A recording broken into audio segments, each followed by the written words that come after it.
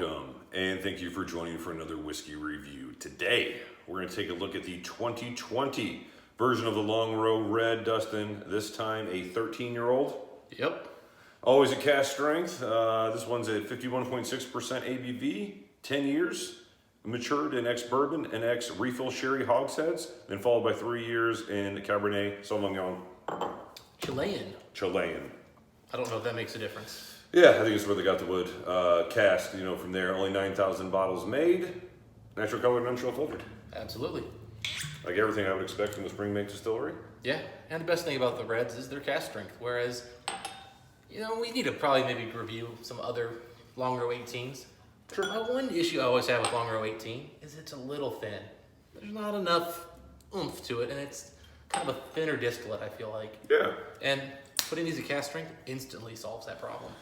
Yeah, this is another gift from our good buddy Keith at the Multi-Man Cave, so thank you, Keith. We appreciate another one of these delicious Longrow Reds, something that you and I both always love.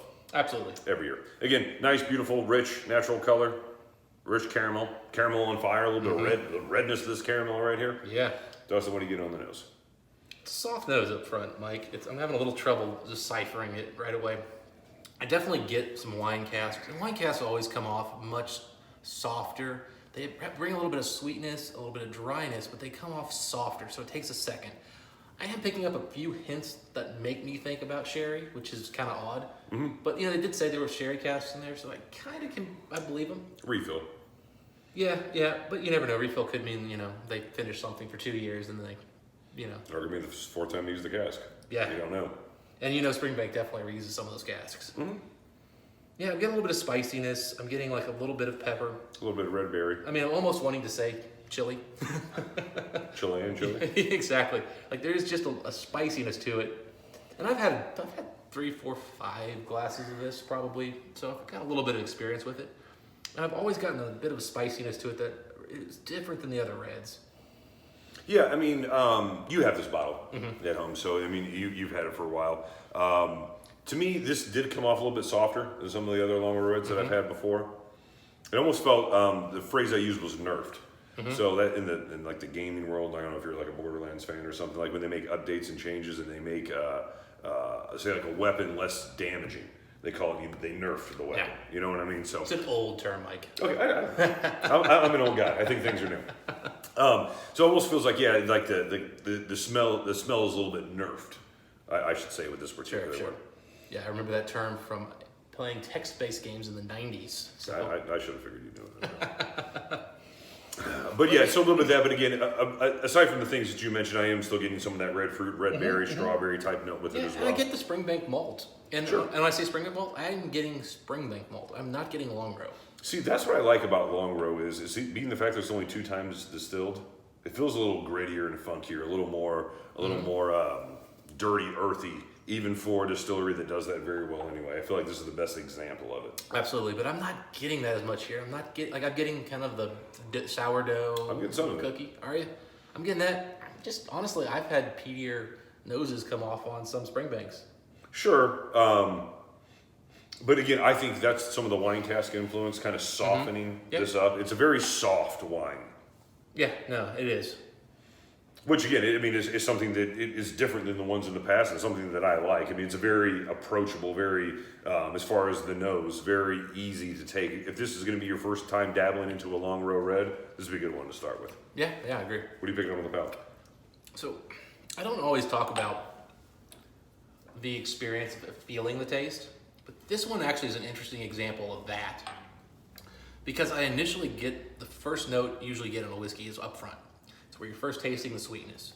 But this one, it so quickly gets to like the mid to back of my tongue and it brings in this spice, very bitterness. Spicy. Very spicy. That I almost forget what the sweetness was and I have to go back and look for it. Very spicy. So it's super spicy. Again, it's like chili powder almost. That kind of spice. And then, you're getting some red berries, we're getting the fruits, we're getting the vanilla, we're getting very classic Longrow notes, except again, I'm not picking up the peat yet. Peat's there. Again, it's always lower, in some of these things. But the peat's there. I'm almost getting kind of a Korean barbecue spiciness to it. There's some hot spice, in this particular one. I know we said soy sauce a couple times. They almost like borderline something, a little bit of that soy sauce savoriness to it as well. Red berries, strawberry, maybe even bordering on like a blueberry skin, a little bit for me anyway. But again, what I think is almost is like that berry note that comes off a little more sugary. You know, I actually had blueberries this morning, and I kind of see where you're coming from that. I get that. I'm not getting the soy sauce though. That's the thing. Really? And here's the thing: as I'm expecting, when we go back in with water, salt and soy sauce are going to come out. Obviously. And that's what I'm hoping to see, because that's what this is missing for me on the palate. Well, I'll tell you what, with water, the red berry note's certainly more obvious on the nose. Yeah, I'm getting almost like I'm getting stronger notes of like a barnyard, vanilla. The baked goods are heavier, and the spice is going down, but it's still there in the finish. But everything else has been amped up. The spice might even be the same. It's not the only dominant flavor. Yeah, but with water also, I will say the sourdough bread note is stronger. You know, I'm getting buttered cornbread. That's again not something I would expect to pick up here, but I'm getting like a buttered cornbread. It's not sourdough as much as like a cornbread. It's almost like grits. Grits with a little bit of butter. I could see that too. Yeah, it's coming up a little more interesting. There's something very breakfast to this. Cream of wheat with some fruit in it. And a little dab of butter. Oh, Well, yeah. soy sauce there this time? Oh yeah, saltiness is here. The brine's here. I'm picking up the peat now. Yeah, it opened this thing up beautifully. And I mean, I'm still getting the red berries. Picking up more of the wine cask. And you know, Cabernet Sauvignon is actually, when I do buy wine, Mike, it's really the one I go to more often than not, because it's not too sweet. It's dry usually without being like, you know, puckeringly so, or just drying out. And I think this really picked up a nice bit of wine cask influence, and I think really plays well with the whiskey once you open it up with that water. Yeah, the wine's still soft, even with water. I figured it kind of change like that aspect of the whiskey. It really hasn't. So I'm really interested. You know, these casks they use, man, they were forgiving casks, I would say, with the wine. But it's kind of unique compared to the other reds I've had in that regard. Yeah. Usually it's a little bit sharper. Yeah, it doesn't overpower at all. It complements, but it's still kind of letting Longrow be Longrow. Yeah, for sure. And I like Longrow. Oh yeah. I mean, it's a great whiskey. Yeah. All right, so where are you at as far as the whiskey score on this one? I'm gonna go 88, but it's a low 88. Yeah, I was gonna say 87. Yeah, I'm making 87 and a half. Yeah, I was gonna say 87 on this particular one. I mean, a good offering. I've had better Longrow reds. Yeah, this is probably my least favorite that I've got.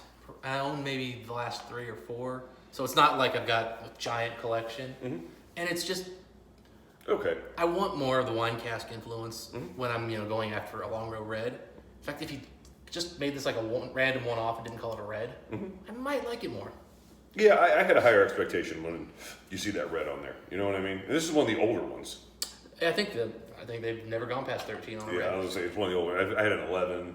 I know a couple of ones like that. Yeah, I mean it's. I've done 13 a few times, but yeah.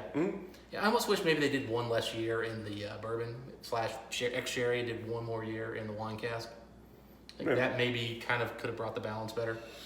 Yeah, I mean, but again, still an enjoyable whiskey. I mean, something that I love drinking. 87 is a great whiskey in my opinion. Great whiskey. And for under $200, under $300 and 87 all day. Yeah, that's absolutely where its value is. Yeah. We were drinking a $700 bottle to start out the night, and we were thinking like, 90. Yeah. You know what I mean? So I mean, just because something super expensive doesn't mean it's really going to be something. We always got to go back to like our experience and what we've had. For sure. The more whiskeys we have, the more we have to kind of bring down the scores, because the more whiskeys you have, and you go, well, gosh, they can't all be 95s. It's all about perspective. Yeah. You know what I mean? And as you broaden the library of whiskeys that you have, you think, you go back and think, oh, well, this wasn't that high, this wasn't that high. Yeah, I mean, for me right now in my whiskey journey, anything over an 85 or higher, darn good whiskey. Whiskey I'd pay money for. Yeah, whiskey I'd actually buy. Yeah. I mean, and again, we don't generally buy super cheap whiskeys. We don't have a lot of daily drinkers. I occasionally have a bourbon that's cheap that I'll mix. But other than that, I mean, with Scotch, I don't want anything that's entry level. No, not for the most part. Just for my whiskey cabinet. So 85 is still a pretty strong score. 87, we're very big fans of this. Just Yeah. We'll buy the whiskey. yeah. We'll buy the whiskey. I'll buy the whiskey for $200. Yeah, Absolutely. This is worth $200. I think these are going for $150. Mm-hmm. Locally $150, and I think if you're getting in the UK, you're still paying these days about $160 because it's been out for a while. Yeah, I would say my main problem with this particular offering is I've had better. I've had Longrow reds that were better. That's kind of where I'm at. Yeah, because there's a few that I've had that could be pushing 90. Oh, for sure. And this one's just not there. I agree. Anyway, that's where we're at as far as the whiskey score. Let us know what you think if you had a chance to try this particular one. Give us your thoughts in the comments section. Dustin, until next time, what do we wish the folks? Happy drinking. See you then.